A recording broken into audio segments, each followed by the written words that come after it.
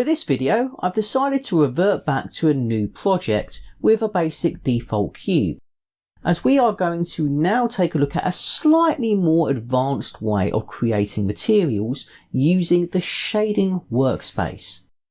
Up to this point, we've been using the layout workspace for all of our work, but I want to create a slightly more complicated material that has a texture for my object.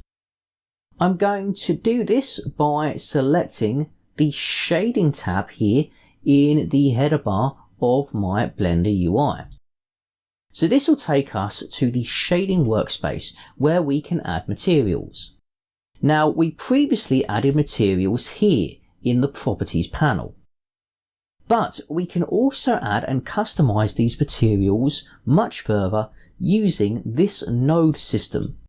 This is where we have different nodes which are basically, in layman's terms, boxes of information that are connected using these noodles and sockets. Information is passed from one node to the next, and all of these node systems will end here in an output node such as the material output.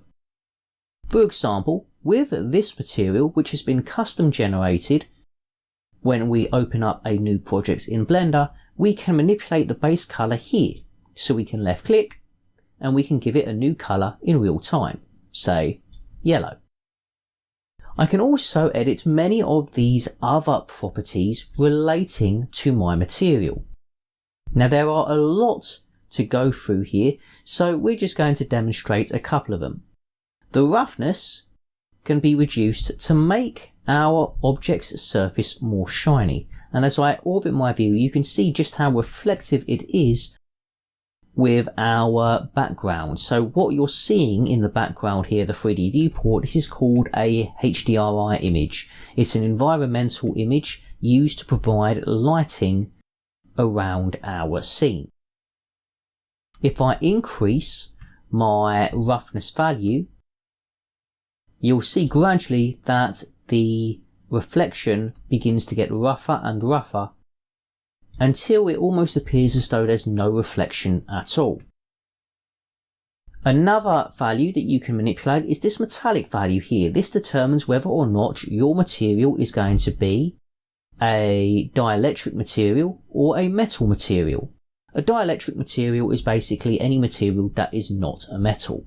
So we can ramp this up to 1, and that will convert the material to be a metal. And in this case, it actually looks like we've now got a gold cube. We're not going to go any further with regards to any of these values. Instead, we're going to move on to the main part of this lecture, which is how to add a texture to your model. Now, before you add a texture, it's advisable to create a UV map. For our example though, we're using a pre-built cube, which means a UV map already exists for this object. If we go to the UV editing workspace, we can see here that we have the 3D viewport, but we also have this panel here, and this is our, if we have a look, UV editor. This is where we map out the geometry of a 3D object onto a 2D plane. To do this, you can go to your 3D viewport, go into edit mode and select all of your geometry. Then press the U key on your keyboard to activate the UV mapping menu. You can choose from a wide variety of options here, the most basic of which is the unwrap method, and you can control how your object is mapped by using seams. So I'm going to very quickly demonstrate what this looks like, but we're still going to end up using the default UV map. I'm going to go into Edge Select, and then I'm going to select the 4 edges on top of my cube. I'm then going to press the U button and come down to where it says Mark Seam. I'm going to left click, and now these 4 edges are highlighted red to indicate that seams have been created. I'm going to select my entire model, press U, and this time I'm going to press Unwrap. As soon as I do that, you'll notice that we have a different mapping system for our cube because we've marked the seams. Now this isn't anywhere near as good as our original one, so it would be a matter of just going through the various edges and trying to mark seams where appropriate. So I'm going to mark one here, and I'm also going to mark seams on the bottom of my cube. Then I'm going to hit U, select Mark Seam, hit A to select everything, hit U, and then unwrap. Now I've got a much cleaner UV map.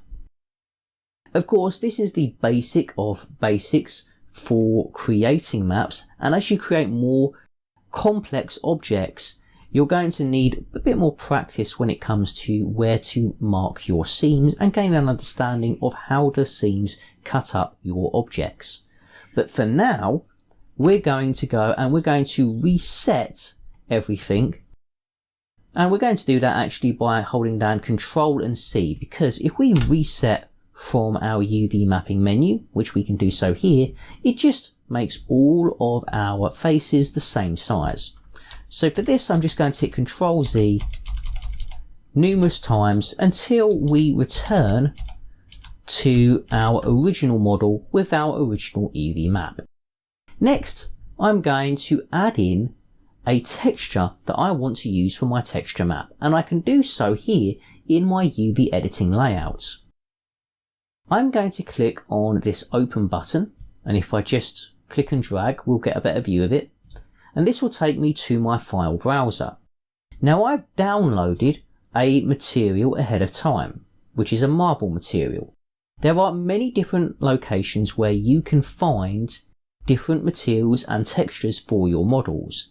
I've gotten this texture from a website called textures.com.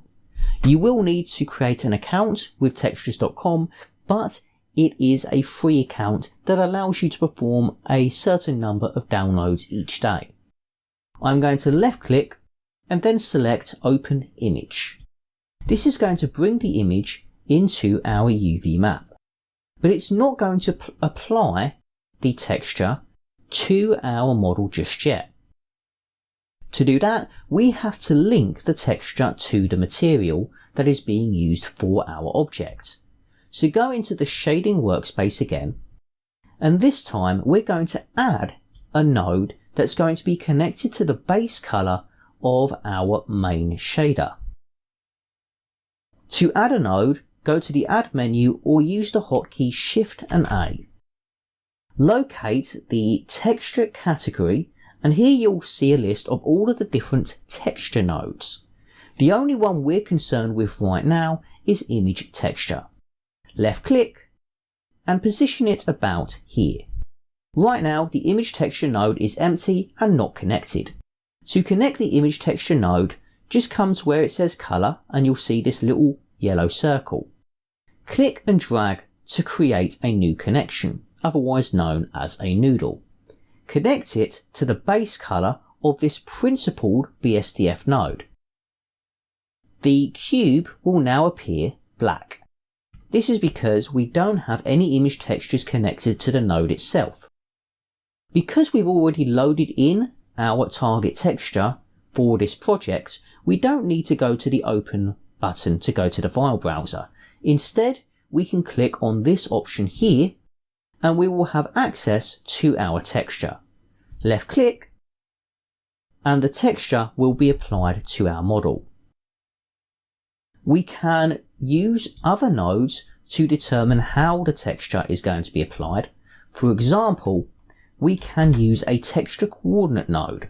So if we go to the input category of the Add menu, locate texture coordinate and left click. We'll bring this one in and we have many different sockets that we can connect to our texture. So we have what are known as inputs, which for the texture is the vector, and we also have outputs such as the color. Our texture coordinate node only has these outputs. So for example, we can click and drag from the UV output and connect it to the vector. Or we can use some of the other outputs. For example, we can use the generated coordinate system instead of our UV map. In this scenario, it doesn't appear to be working that well. This is one of the reasons why having UV maps is so valuable. We can try objects, which actually has a similar effect.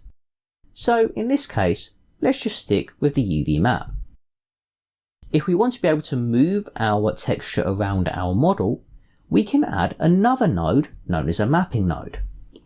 Again, go back to the add menu and then locate the adding node from the appropriate category, which is the vector category. Locate mapping and position it in between the texture coordinate and image texture node. Highlight it over the connection and left click. This would allow us to manipulate things like the rotation, location and scale of the texture, which allows us to change its appearance on our model. So this is basically an introduction into how we can create UV maps and then apply textures onto our objects by using specific nodes such as the image texture node, texture coordinate system and the mapping node. The last thing I'll do here is turn down the metallic value because I'm using a marble texture and marble is not metal. So now we've got a nice shiny marble texture applied to our object.